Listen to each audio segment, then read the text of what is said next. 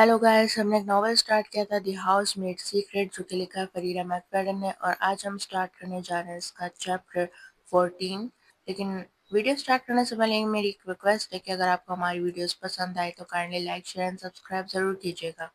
तो चलिए शुरू करते हैं। मेली। 1 घंटे बाद पुलिस और एम्बुलेंस हमारे अपार्टमेंट बिल्डिंग के बाहर खड़ी थी।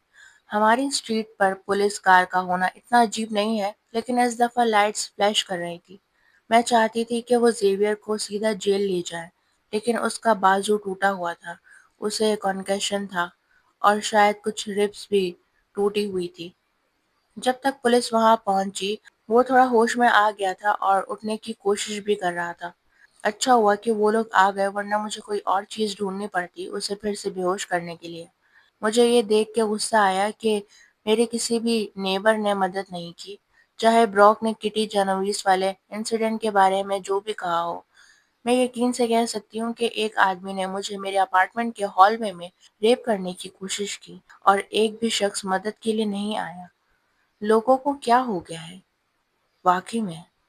जब पुलिस आई, एक लेडी ऑफिसर ने मुझसे कुछ सवालात किए, लेकिन फिर उन्होंने मुझे कहा कि मैं वापस अपने अपार्टमेंट में जाके इंतज़ार करूं जब तक वो सब कुछ हैंडल करते हैं। तो मैं यही कर रही हूँ। मैंने ब्रॉक को कॉल करके बताया कि नेबर ने मुझ पर हमला किया, लेकिन मैंने उसे डिटेल नहीं बताई कि कैसे बच के निकली। वो रास्ते में है, लेकिन मैं कहीं नहीं जा रही जब तक प्रॉपर स्टेटमेंट देकर जेवियर को जेल नहीं भिजवा देती। मुझे उम्मीद है कि उस हरामी को सर्जरी की जरूरत पड़े। मैं विंडो से एम्बुलेंस को जाते हुए अच्छे से देख सकती हूँ।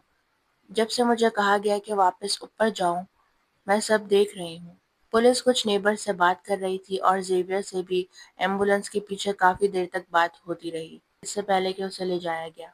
कुछ पुलिस ऑफिसर्स अभी भी बाहर खड़े बात कर रहे हैं। मुझे समझ नहीं आता कि इसमें बात करने वाली क्या बात है। एक आदमी ने मुझ पर हमला किया, सिर्फ कुछ सेकंड दूर के फासले पर। ये तो काफी सीधा सा केस लगता है। और फिर एक ऑफिसर मेरी विंडो की तरफ इशारा करता है। अगले ही सेकंड एक कॉप बिल्डिंग के अंदर आता है और मैं विंडो से पीछे हट जाती हूँ। मैं अपने पसीने से भीगे हाथों को जीन्स पर पहुंचती हूँ। मेरे बाजू पर अभी भी वो लाल निशान है जहाँ जेवियर ने मुझे पकड़ा था, और मेरे सर के पीछे हल्का सा दर्द है जहाँ वो दीवार से टकराया था। लेकिन उसकी हालत मुझसे कई गुना ज्यादा खराब है। यही वो डिजर्व करता है। जब दरवाजे पर जोर जोर से नॉक होती है, उसी सेकंड में उसे खींचते हुए खोल लेती हूँ। जो ऑफिसर सामने खड़ा है वो कुछ 30 के आसपास का लगता है। उसकी थोड़ी पर काफी स्टबल है और चेहरे पर बोझ सी एक्सप्रेशन है, जैसे कि रात का पांचवा बंदा हो जिसने किसी औरत पर उसके अपार्टमेंट के बाहर हमला किया हो। हेलो, वो कहता है, क्या आप विल्हेल्मिना कैलवे हैं? मैं अपना पूरा नाम सुनकर थोड़ा सा झिझकती हूँ। हाँ, मैं ही हूँ। मैं ऑफिसर स्कैवो हूँ। क्या मैं अंदर आ सकता हूँ?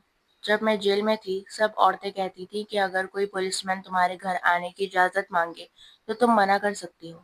इन हरामियों को अंदर मत आने दो। लेकिन फिर याद आता है कि ये लोग मुझे इन्वेस्टिगेट करने नहीं आए। मैं बीच का रास्ता निकालती हूँ। मैं उसे अंदर आने देती हूँ, लेकिन हम बैठते नहीं हैं। ये वही कॉप नहीं है जो पहले आई थी। पहले वाली एक औरत थी और उसने मुझे गले लगाया था। मुझे नहीं लगता कि ये बंदा मुझे हक करेगा, और मुझे उसका हक चाहिए भी नहीं। सो मुझे आज रात का पूरा वाकया सुनना होगा। इसके वो कहता है, आपके और मिस्टर मैरिन के दरमियान क्या हुआ? ठीक है, मैं कहती हूँ। अपने हाथ सीने पर लपेट लेती हूँ। अचानक ठंड लगती है, जबकि हीटर इस दफा सच में चल रहा है। आप क्या जानना चाहते हैं? उसके वो मुझे सर से पैर तक देखता है। क्या ये वही कपड़े हैं जो आपने रात को पहने थे जब ये सब हुआ? मुझे समझ नहीं आता कि वो क्या कहना चाहता है। ऐसा लगता है जैसे वो कह रहा हो कि मैं कुछ इनअप्रोप्रिएट पहने थी। मैं सिर्फ एक टी शर्ट और वही नीली जीन्स पहने हुई हूँ जो मैं पहले से पहनी थी। टी शर्ट थोड़ी सी टाइट है, लेकिन ऐसी नहीं कि कोई कुछ गलत समझे। और वैसे भी इससे फर्क क्या पड़ता है? जी, लेकिन मैंने ऊपर से कोट भी पहना हुआ था। इसके वो ऐसे मुंह बनाता है जैसे उसे यकीन ना हो, जैसे मैं जेवियर को अपनी सुपर सेक्सी टी शर्ट और बैगी जीन्स से सीड्यूस कर रही थी। सो मुझे एग्जैक्टली बताएं कि क्या हुआ। मैं तीसरी बार उस रात की कहानी दोहराती हूँ। इस दफा ज्यादा आसान लगता है। جب میں بتاتی ہوں کہ اس نے مجھے کیسے پکڑا تھا، میری آواز نہیں کانپ رہی ہوتی۔ میں اپنی کلائی اٹھا کر اسکیوو کو لال نشان دکھاتی ہوں ثبوت کے طور پر، لیکن اس کے چہرے پر کوئی اثر نہیں ہوتا، اسے کوئی خاص فرق نہیں پڑتا۔ بس یہی، وہ کہتا ہے، اس نے صرف آپ کا ہاتھ پکڑا۔ میں فرسٹریشن میں اپنا ہاتھ زور سے نیچے مار دیتی ہوں۔ میں نے بتایا ہے نا آپ کو، اس نے مجھے پکڑا اور کیسے؟ وہ بیچ میں پوچھتا ہے۔ کیسے؟ اس نے اپنا جسم مجھ سے زور سے ٹکرایا۔ وہ فراؤن کرتا ہے۔ کیا ہو سکتا ہے کہ آپ نے غلط سمجھا ہو سب کچھ؟ شاید وہ صرف فرینڈلی بننے کی کوشش کر رہا تھا۔ میں اسے گھورتی ہوں۔ دیکھیے مس کیلیوے، اسکیوو مجھے سیدھا دکھتا ہے۔ مسٹر میرن کہہ رہے ہیں کہ وہ صرف آپ سے ہلکا پھلکا فرینڈلی بات کر رہے تھے اور آپ ہائپر ہو گئی۔ آپ نے اسے میز اسپرے کیا اور پھر اسے سیڑھیوں سے دھکا دے دیا۔ کیا آپ مذاق کر رہے ہیں؟ اس وقت میرا جی چاہتا ہے میں آفیسر اسکیوو پر میز اسپرے کر دوں اور اسے بھی سیڑھیوں سے دھکا دے دوں۔ ایسا بالکل نہیں ہوا۔ آپ سچ میں اس کی بات مان رہے ہیں؟ آپ اس کی سائڈ لے رہے ہیں؟ دیکھیے، آپ کے ایک نیبر نے دیکھا کہ آپ اس کے اوپر کھڑی تھی اور اس کی ربس پر بار بار لات مار رہی تھی۔ وہ باہر آنے سے ڈر گئی تھی۔ میں منہ کھولتی ہوں کچھ کہنے کے لیے، لیکن صرف ایک ہلکی سی آواز نکلتی ہے۔ مسٹر میرن کی کچھ ربس ٹوٹی ہوئی لگ رہی ہیں، وہ آفیسر بولتا رہتا ہے، اور ہمارے پاس وٹنس بھی ہے جنہوں نے دیکھا کہ آپ اسے لاتیں مار رہی تھی جب وہ ہوش میں نہیں تھا، زمین پر پڑا ہوا تھا۔ اب آپ ہی بتائیں کہ میں کیا سوچوں؟ مجھے افسوس ہوتا ہے کہ کاش میں نے زیویر کی ربس پر لات نہ ماری ہوتی، لیکن وہ اتنا ٹیمپٹنگ تھا، اور میں جانتی ہوں ربس کی چوٹوں کا درد کیسا ہوتا ہے۔ میں صرف اپسٹ تھی۔ اپسٹ کیوں تھی؟ مسٹر میرن کا کہنا ہے کہ آپ اس لیے اپسٹ تھیں کیونکہ آپ اس سے فلرٹ کر رہی تھی اور وہ ریئیکٹ نہیں کر رہا تھا۔ اس نے کہا کہ اسی وجہ سے آپ نے اس پر حملہ کیا۔ ایسا لگتا ہے جیسے کسی نے میری ربس یا پیٹ میں پنچ مارا ہو۔ میں نے اس پر حملہ کیا؟ اسکیوو ایک آئی برو اٹھاتا ہے۔ اور آپ کا ایک کرمنل ریکارڈ بھی ہے، مس کیلیوے، ہے نا؟ آپ پہلے بھی وائلنٹ رہی ہیں۔ یہ سب بکواس ہے، میں ہچکچا کر کہتی ہوں۔ اس آدمی نے مجھ پر حملہ کیا تھا۔ اگر میں نے خود کو ڈیفینڈ نہیں کیا ہوتا تو… دیکھیے، بات یہ ہے، وہ کہتا ہے، ابھی تک صرف آپ کی بات ہے اس کی بات کے مقابلے میں، اور ایک وٹنس نے آپ کو دیکھا ہے اسے لاتیں مارتے ہوئے جب وہ زمین پر تھا، اور وہی تھا اپنی ٹوٹی ہوئی ہڈیوں کے ساتھ۔ میرے پیروں کے نیچے سے زمین کھسک جاتی ہے۔ اچانک مجھے لگتا ہے کہ کاش ہم نے بیٹھ کر بات کی ہوتی۔